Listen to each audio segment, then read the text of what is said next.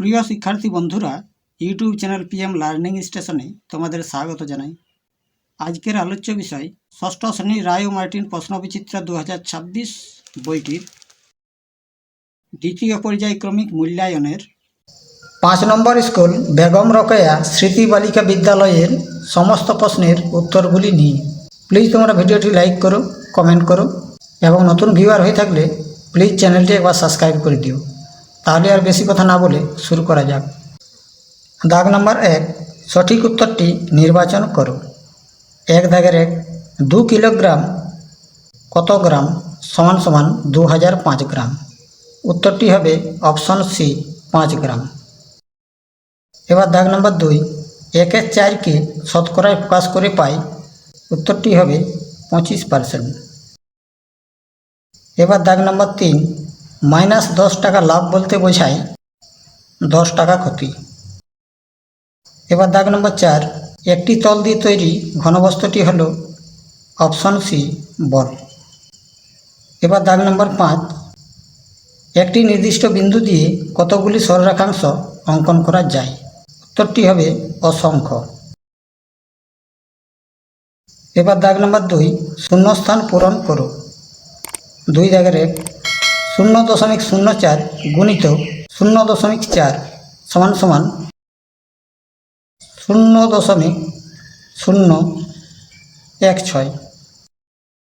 এবার দাগ নম্বর 2, 0.16 পৌনঃপুনিক এর সামান্য ভগ্নাংশ হবে 16 বিয়োগ 1/90 সমান সমান 15/90। কাটাকুটি করলে হয় 1/6। এবার দাগ নম্বর 3, 15, 20, 24 এবং 32 দ্বারা বিভাজ্য ক্ষুদ্রতম সংখ্যাটি হল, তাহলে সংখ্যাটি হবে এদের লসাগু।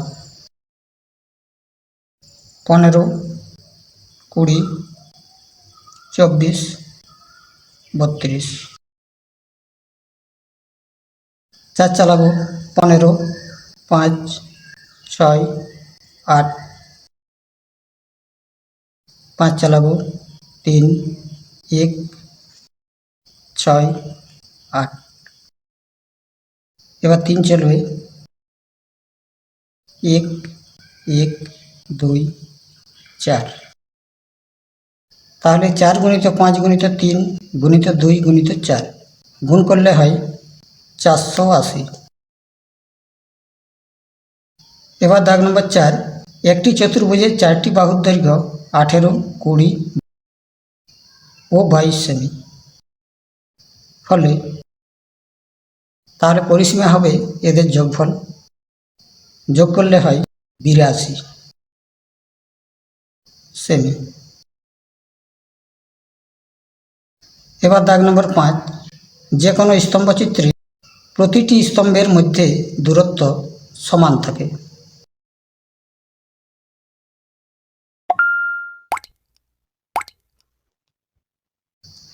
এবার দাগ নম্বর 3, নিচের প্রশ্নগুলি সমাধান করো। 3 দাগের 1, মানের অধক্রমে অর্থাৎ বড় থেকে ছোট সাজিয়ে লেখো। 0.6 গুণিত 0.7, 0.6, 0.7। তাহলে 0.6 গুণিত 0.7 সমান সমান 0.42। এরপর 0.6, এরপর 0.7। তাহলে বড় থেকে ছোট হবে 0.7, এরপর 0.6, সবশেষে 0.42। এবার দাগ নম্বর 2, 19 গ্রাম 68 মিলিগ্রামকে মিলিগ্রামে প্রকাশ করো। তাহলে মিলিগ্রামে প্রকাশ করলে হয় 19, 68 মিলি সেন্টি ডেসি একটি 0 মিলিগ্রাম। এবার দাগ নম্বর 3, অনিলবাবু তার মাসিক আয়ের 22% বাড়ি ভাড়া দেন। যদি অনিলবাবু প্রতি মাসে 1870 টাকা বাড়ি ভাড়া দেন তবে অনিলবাবুর মাসিক আয় কত? তাহলে অনিলবাবুর মাসে বাড়ি ভাড়া 22 টাকা হলে মাসিক আয় 101 টাকা হলে মাসিক আয় 100/22। এবার 1870 টাকা হলে মাসিক আয় হবে 100 গুণিত 1870/22, কাটাকুটি করলে হয় 8500 টাকা। অতএব অনিলবাবুর মাসিক আয় 8500 টাকা। এবার দাগ নম্বর 4, 7/11 ভগ্নাংশটিকে আবৃত দশমিকে পরিণত করো। আবৃত দশমিকটি শুদ্ধ না মিশ্র আবৃত দশমিক তা লেখো। তাহলে 7/11কে ভাগ করা হয়েছে, 0.6363 পুনঃ পুনঃ আসছে, তাই দশমিক সংখ্যাটি হবে 0.63 পৌনঃপুনি। অতএব ইহা একটি শুদ্ধ আবৃত দশমিক সংখ্যা। এবার দাগ নম্বর 5, একটি চতুর্ভুজাকার ভূমি বিশিষ্ট প্রিজমের তল সংখ্যা, ধার সংখ্যা ও শীর্ষবিন্দুর সংখ্যা লেখো। তাহলে তল সংখ্যা সমান 6টি, ধার সংখ্যা 12টি এবং শীর্ষবিন্দু সমান 8টি। এবার দাগ নম্বর 6, 2200, 2475 ও 1650 এর গসাগু কত?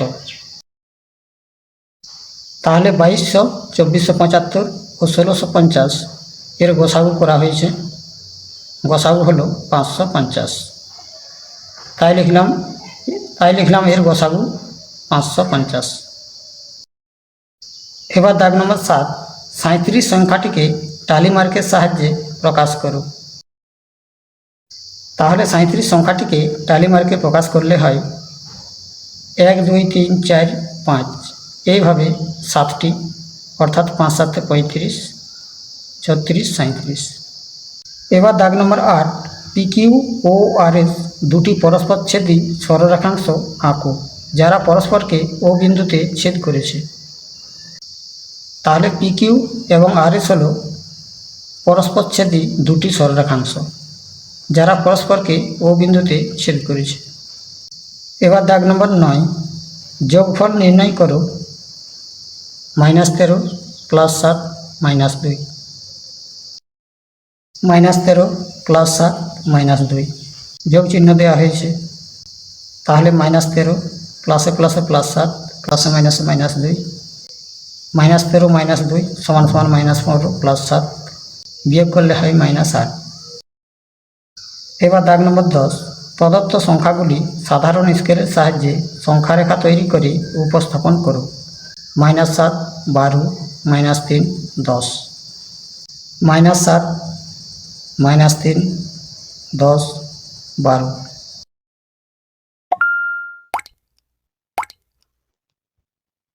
এবার দাগ নম্বর 4, নিম্নলিখিত প্রশ্নগুলির উত্তর দাও। 4 দাগের 1, আমাদের পরিবারে মোট মাসিক খরচের 4750 টাকা খাওয়ার জন্য ব্যয় হয় এবং অন্যান্য খরচ হয় 5900 টাকা। যদি খাওয়ার খরচ 10% বাড়িয়ে অন্যান্য খরচ 16% কমানো হয়, তাহলে মোট মাসিক খরচ বাড়বে না কমবে হিসাব করো। তাহলে আগে খাওয়ার জন্য মাসিক খরচ ছিল 4750 টাকা এবং অন্যান্য খরচ ছিল 5900 টাকা। তাহলে আগে মোট খরচ ছিল যোগ সমান সমান 10,650 টাকা। এখন খাওয়ার খরচ 10% বেড়ে হয় 4750 গুণিত 110/100 সমান সমান 5225 টাকা এবং অন্যান্য খরচ 16% কমে হয় 5900 গুণিত 100 থেকে 16 বিয়োগ 84/100 সমান সমান 4956 টাকা। তাহলে এখন মোট মাসিক খরচ যোগ সমান সমান 10,181 টাকা। অতএব এখন মোট মাসিক খরচ কমবে 10,650 বিয়োগ 10,181 সমান সমান 469 টাকা।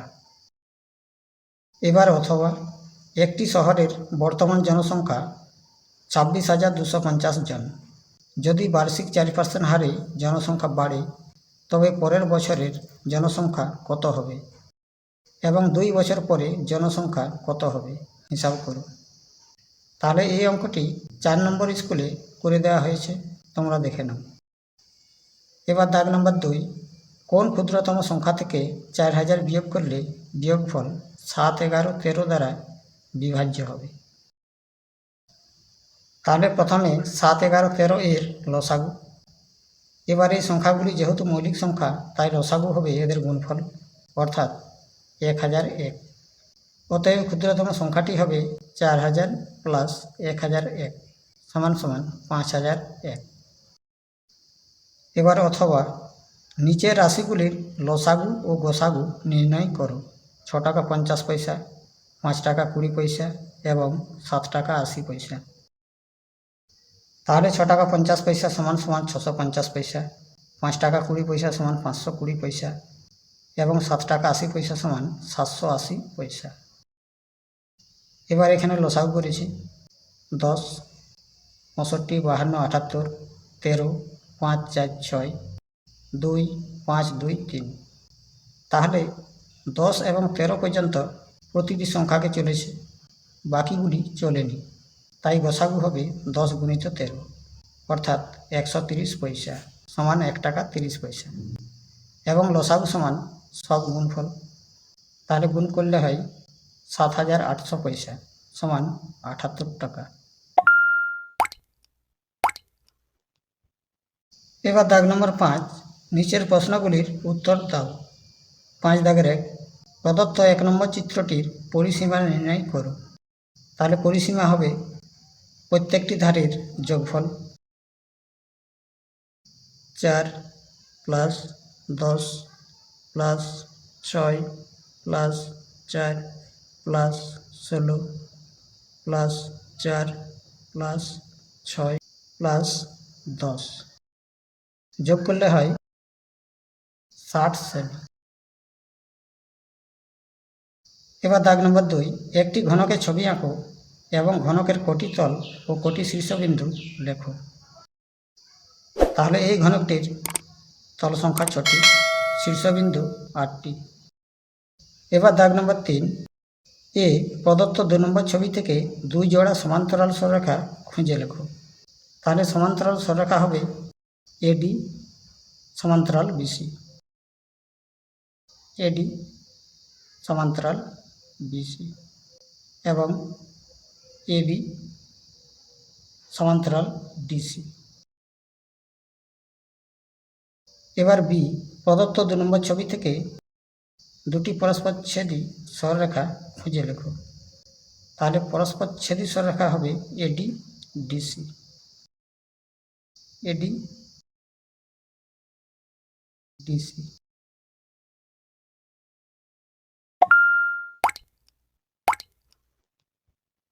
এবার দাগ নম্বর 6, নিম্নলিখিত প্রশ্নগুলির উত্তর দাও। 6 দাগের 1, 15 নম্বরের একটি পরীক্ষায় 25 জন ছাত্রের প্রাপ্ত নম্বর দেওয়া হলো। সেই তথ্যগুলি টালিমার্ক দিয়ে সাজিয়ে লেখো এবং পরিসংখ্যা বিভাজন তালিকা তৈরি করো।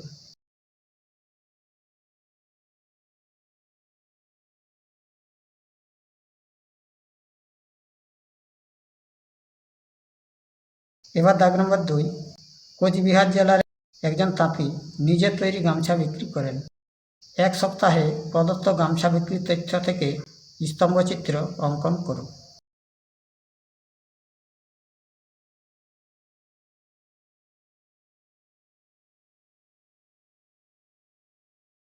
Subscribe, please.